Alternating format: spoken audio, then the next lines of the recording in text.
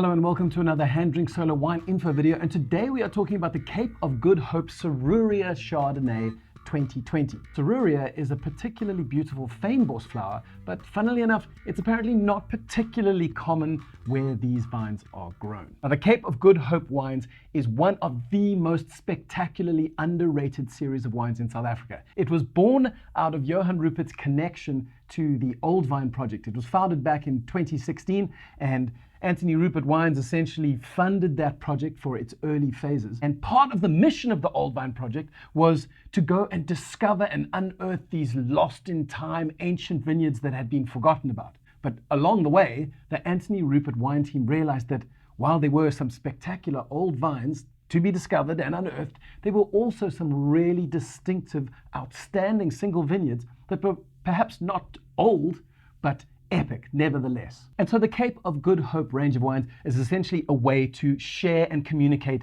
these secret tucked away vineyard gems through the medium of wine. Now, the Chardonnay in the glass today comes from an estate called Ultima, and you might recognize this name because Cape of Good Hope has a Sauvignon Blanc called Ultima, which is grown on the same estate. This little patch of land is one of those lost in the past, land before time spots, tucked away between these crazy mountain ranges, which are just north of the town of Villersdorp, sitting at an altitude of about 600 to almost 900 meters above sea level. Now, the mountain ranges around this patch go as high as 1,000 meters above sea level. And so these lofty crags tower over the vineyards. Not only is the vineyard cooler because of this high altitude, but also it spends a lot of time overshadowed by the mountains, and so the amount of direct solar radiation that reaches these vineyards is significantly reduced. All of these elements combine to form a particularly fascinating little pocket of terroir.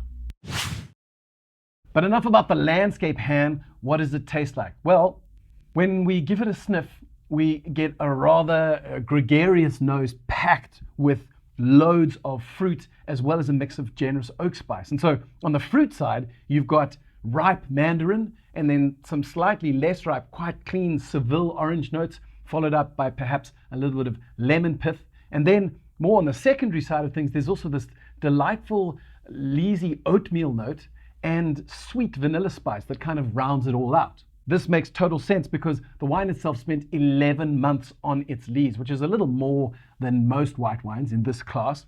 And so you get those pronounced oatmeal notes, but it also was matured in French oak, of which 20% of that was new. And so you're getting the vanilla from the oak, and you're getting that leesy oatmeal from the fact that it was on its lees for 11 months. So when we take a sip, well, there are two things that we notice. First of all, we now know that the generous promise made by the nose was not in the slightest bit overstated, because this wine on the palate has an abundance of ridiculously impressive fruit on display. It's like John Hamm in track pants. When we discussed the aromas, we talked about riper mandarin, some bright Seville orange citrus freshness, and we talked about lemon pith.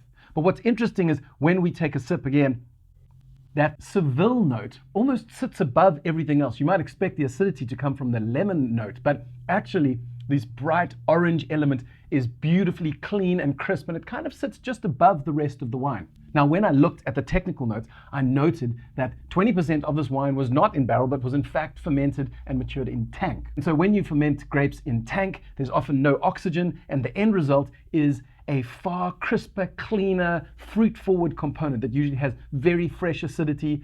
Also, the winemaker will often use a parcel that was perhaps harvested at a slightly lower ripening level. So I'm convinced that this beautiful citric freshness that really holds the more generous fruit in balance comes from that component that was fermented in tank. Okay, so in today's discussion, we touched on a number of topics that you might want to know more about. There was the effect of altitude on wine quality. There was the effect of altitude on temperature. There was even the difference between fermentation in stainless steel tank and in oak barrel. And finally, for the terroir nerds, there was also how solar radiation levels affect grape ripening. So if any of these are topics that you might want to know more about, then leave a comment below so that you can guide me towards topics that I can explore in depth in future videos. So that's all we have time for today. But if you enjoyed the video, then consider subscribing to the HanDrinksSolo YouTube channel, where we publish at least 6 videos on wine science, wine history, unusual cultivars, and some of the rising winemaking stars that come out of the South African winelands. And if you're feeling particularly generous, then consider supporting us